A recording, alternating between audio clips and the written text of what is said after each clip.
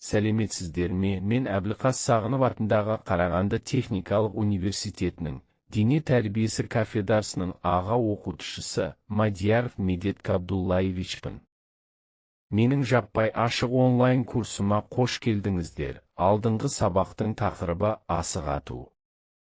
Бүгінгі сабақтың тақырыбы ат үстіндегі спорт. Қыз қуу. Қазақтың ұлттық ат спортының дәстүрі. Қыз қуу қазақ халқының көне заманнан келе жатқан ұлттық ат үстіндегі ойындарының бірі.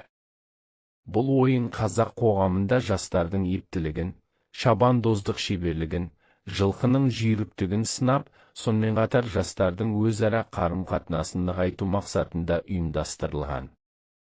Ежелде бұл ойынның әлеуметтік және тәрбиелік мәні зор болған.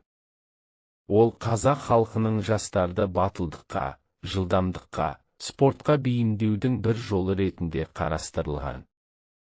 Қыз қуу кейде үйлену алдындағы сынақ ретінде өткізілсе, кейбір өңірлерде бұл ойын ер мен әйел арасындағы достық пен сыйластықтың көрінісі ретінде ойнатылған. Қыз қуу түркі халықтары арасында да кең таралған. Қырғыз, өзбек, татар, башқұрт халықтарының мәдениетінде бұл ойынның ұқсас нұсқалары кездеседі. Алайда қазақ қыз қууы ат спортының ерекше үлгісі ретінде қазіргі күнге дейін сақталып, ұлттық мерекелер мен жарыстарда өткізіліп келеді. Қыз қуу ойынның мақсаты жастардың ептілігін, ат үстіндегі шеберлігін тексеру, ер мен қыз арасындағы сыйластық пен әзіл, қалжыңды көрсету, ұлттық ойын дәстүрін сақтау және насихаттау, жылқыны дұрыс баптау және шабандоздық өнерді дамыту. Қыз қуу ойынның толық ережесі. Ойынға қатысушылар, ойынға бір жігіт пен бір қыз қатысады. Екеуі де шаппайтын жүйрік аттарға мінеді. Қатысушылардың атқа міну шеберлігі жоғары болуы қажет. Ойын алаңы, ойын жазық далада немесе арнайы дайындалған ипподромда өткізіледі. Шеңбер бойымен немесе түзу жолда ойналады. Көбінесе ұзындығы 300-500 метрлік жол таңдалады. Ойын барысы.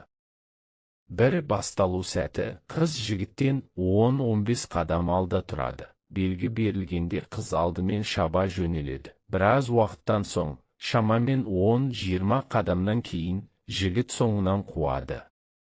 Бірінші кезең, жігіт қызды қуып жетуі керек. Егер қуып жетсе, қызды қамшымен жеңіл түртіп өтуі тиіс. Бұл жеңістің белгісі ретінде саналады. Екінші кезең, қарымта шабыс. Егер жігіт қуып жете алмаса, ойыншылар кері бұрылып, бастапқы орынға қайтады. Бұл жолы қыз жігітті қуады. Егер қыз жігітті қуып жетсе, қамшымен немесе орамалмен жеңіл тигізіп өтіп кетеді. Егер қыз жігітті қуып жетпесе, жігіт жеңімпаз атанады. Маңызды шарттар. Ойын әзіл, оспақпен, күлкімен достық көңіл күйде өткізіледі. Қамшы немесе орамалмен ұру тек символикалық жеңістің белгісі, қатты ұруға болмайды.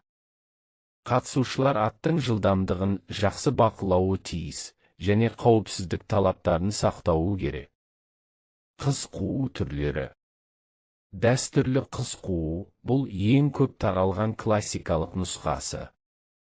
Жігіт қызды қуып жетуге тырысады, ал қыз жылдам шауып, одан қашуы керек. Қыз жеңсе, ол қамшымен ұрып, оны әзіл ретінде мазақтайды. Егер жігіт жеңсе, ол қызды ат үстінде сүйір үлгеруі керек. Шартты қыз қуу – бұл нұсқада қатысушылар ойын ережесін өзара алдын ала келісіп, белгілі бір сценарий бойынша ойнайды. Кейде қыз қасақана жігітке жеңіліп береді, немесе жігіт қызды әдейі қуып жетпейді.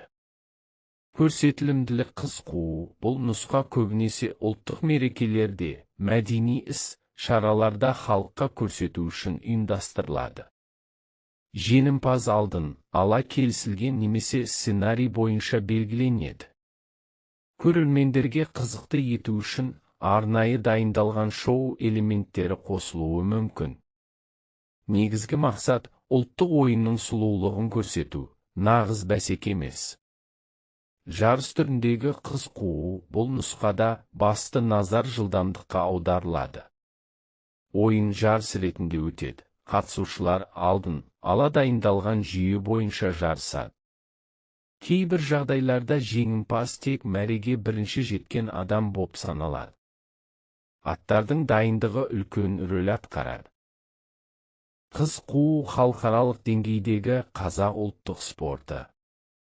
Бүгінде қыз қуу ұлттық спорт ретінде танылып, Қазақстанда және басқа да түркі елдерінде ұйымдастырылатын ат спорты жарыстарының бағдарламасына енгізілген. Қазіргі таңда қыз қуу жарыстары Қазақстаннан тыс Қырғызстан, Түркия, Моңғолия, Өзбекстан сияқты елдерде ұйымдастырылады. 2017 жылы Қазақстанда өткен Экспо 2017 көрмесі аясында қыз қуу халықаралық жарысы ұйымдастырылып, оған 20-дан астам шетелдік шабандоз қатысқан. 2019 жылы Түркияда өткен түркі халықтарының ұлттық спорт ойындары фестивалінде қыз қуу көрнекті спорт түрі ретінде көрсетілді. Қыз қуу қазақ халқының көне заманнан бері сақталып келе жатқан ұлттық ойыны. Ол жылқы мәдениетімен, шабандоздық шеберлікпен және қазақтың әдет-ғұрыптарымен тығыз байланысты. Бақылау сұрақтары. 1. Қыз қуу ойынның шығу тарихы қандай дәуірден басталады? 2. Қыз қуу ойынның басты мақсаты қандай? 3. Қыз қуу ойыны қандай тәрбиелік мәнге ие? 4. Қыз қуу ойыны тек қазақ халқында ғана ма, әлде басқа халықтарда да кездеседі ме? 5. Қыз қуу ойындары қандай аттарда өткізіледі? 6. Қыз қуу ойынның негізгі ережесі қандай? 7. Қыз қуу кезінде ойын қалай басталады?